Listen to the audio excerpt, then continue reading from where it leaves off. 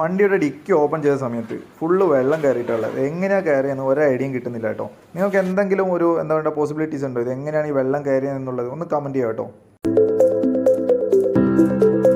മുന്നേ ഒരു short video ഇട്ടിട്ടുണ്ടായിരുന്നു. അപ്പോൾ വെള്ളം വീണ്ടും വണ്ടിയിലേക്ക് കയറിയിട്ടുള്ളത് കേട്ടോ. എനിക്ക് സോർട്ട് ഔട്ട് ചെയ്യാൻ പറ്റിയിട്ടില്ല.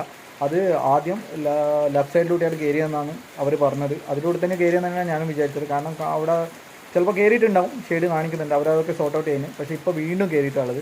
അപ്പോൾ ലെഫ്റ്റ് സൈഡിലൂടെയാണ് കേട്ടോ കയറുന്നത്. അപ്പോൾ നമ്മളത് ഓപ്പൺ ചെയ്യാണ്. അപ്പോൾ നമുക്കൊന്ന് ചെക്ക് ചെയ്ത് നോക്കാം കേട്ടോ വീഡിയോയിൽ എന്തൊക്കെയാണ് കാര്യങ്ങൾ എന്നൊക്കെ ഉള്ളത്, എവിടെയിലൂടെയാണ് വെള്ളം വരുന്നതെന്നൊക്കെ ഉള്ളത്.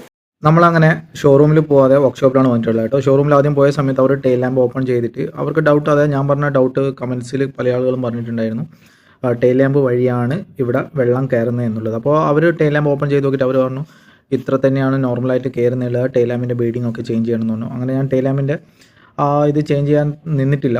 കാരണം ഫുൾ സെറ്റ് തന്നെ മാറ്റേണ്ടതാണ്. അതിനായിട്ട് ഇത് കാര്യങ്ങളൊന്നും കിട്ടില്ല അവിടെ. അപ്പം ഞാനിവിടെ വർക്ക്ഷോപ്പിൽ വന്നിട്ടുള്ളത് കേട്ടോ. അപ്പോൾ അവരോട് കാര്യം പറഞ്ഞ സമയത്ത് അവർ പറഞ്ഞു ചാൻസ് ചില സമയത്ത് ഈ ബീഡിങ് വഴി വരും, അല്ലെങ്കിൽ ഈ മുകളിലുള്ള ഈ ഭാഗമുണ്ട്, ഇതിലൂടെയൊക്കെ ഇറങ്ങാൻ ചാൻസ് ഉണ്ട്, നമുക്ക് എന്തായാലും നോക്കാമെന്നൊക്കെ പറഞ്ഞിട്ടുണ്ട്.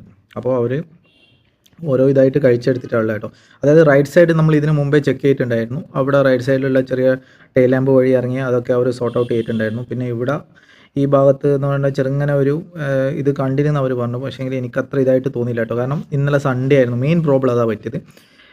സാറ്റർഡേ ആയിരുന്നു ഫുള്ള് മഴയത്ത് എനിക്ക് ഫീലായത്. അതായത് ഇതിലൂടെ വെള്ളം വരുന്നത് ഈ സൈഡിലൂടെ തന്നെയാണ് വെള്ളം വരുന്നത് എന്നുള്ളത്. പക്ഷേ ഇന്നലെ സൺഡേ ആയതുകൊണ്ട് എനിക്ക് അവിടെ ഷോപ്പിലേക്ക് കൊണ്ടുപോകാൻ പറ്റിയില്ല കേട്ടോ. അതാണ് വലിയ മിസ്റ്റേക്ക് പറ്റി. ഇന്ന് അവർ കുറേ വെള്ളമൊക്കെ അടിച്ച് നോക്കി. അവർ വെള്ളം അടിച്ച് നോക്കിയ സമയത്ത് ആദ്യം കണ്ടതെന്ന് വെച്ച് കഴിഞ്ഞാൽ പിന്നെ ഈ ബീഡിങ് വഴി ഇങ്ങോട്ടേക്ക് ഇറങ്ങുന്ന കണ്ടിരുന്നു. അപ്പോൾ അവർ പറഞ്ഞു ഈ ബീഡിങ് പ്രശ്നം എന്നുള്ളത്. പക്ഷേ ബീഡിങ്ങിൻ്റെ പ്രശ്നമായിരുന്നില്ല. അപ്പോൾ മഴ പെയ്യുന്ന സമയത്ത് വല്ലപ്പോഴും നിങ്ങൾ ഡിക്കി ഒന്ന് തുറന്നു നോക്കുക. അല്ലെങ്കിൽ ഇപ്പം നോർമൽ ഹാച്ച് ബാക്ക് ആണെങ്കിൽ നമ്മുടെ ബാക്കൊന്ന് ഓപ്പൺ ചെയ്തിട്ട് നമ്മുടെ സ്റ്റെപ്പിന് ടയറൊക്കെ വെക്കുന്നില്ല, ആ സ്ഥലമൊക്കെ ഒന്ന് ചെക്ക് ചെയ്യാം കേട്ടോ.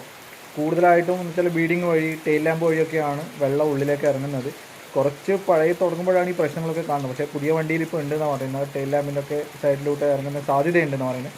അപ്പോൾ ഒന്ന് മഴ പെയ്യുന്ന സമയത്തെല്ലാം ചെക്ക് ചെയ്ത് നോക്കുക. എന്തുകൊണ്ടാണ് ഞാനിങ്ങനെ പറയുന്നതെന്ന് വെച്ച് കഴിഞ്ഞാൽ നമ്മളിപ്പോൾ ഡിക്കിയിൽ വെള്ളം നിന്ന് കഴിഞ്ഞാൽ ഭയങ്കര പ്രശ്നമായിട്ടാണ്.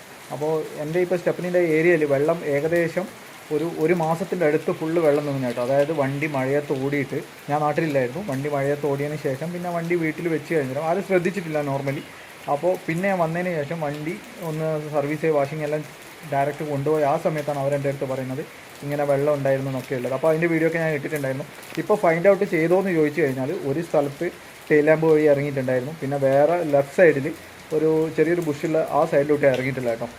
അപ്പോൾ അറിയില്ല, അതവർ സോർട്ട് ഔട്ട് ചെയ്തിന്. പക്ഷേ എന്നിട്ട് ഞാൻ മഴയത്ത് ഇപ്പോൾ വെച്ചിട്ടാണ് ഉള്ളത്. പിന്നെ വെള്ളം അവിടെ നിന്ന് അടിച്ചു നോക്കിയ സമയത്ത് വെള്ളം ഇറങ്ങിയിട്ടൊന്നുമില്ല. അപ്പോൾ വീഡിയോ നിങ്ങൾ കണ്ടിട്ടുണ്ടെങ്കിൽ ഞാൻ മുമ്പിൽ ഇട്ടിട്ടുണ്ട് കാര്യങ്ങളൊക്കെ വിശദമായിട്ട്. അപ്പോൾ എന്താണെന്ന് വെച്ച് കഴിഞ്ഞാൽ ഇനി ഇങ്ങനെയൊന്നും വരുന്നില്ല എന്ന് പ്രതീക്ഷിക്കാം. അപ്പോൾ നിങ്ങളുടെ വണ്ടികളൊക്കെ ഒന്ന് ചെക്ക് ചെയ്ത് നോക്കുക കേട്ടോ. മഴയത്തെ സമയത്തൊന്ന് ചെക്ക് ചെയ്ത് നോക്കുക. അപ്പോൾ അടുത്ത വീഡിയോ ആയിട്ട് വരുന്നവരേക്കും ബൈ ബൈ.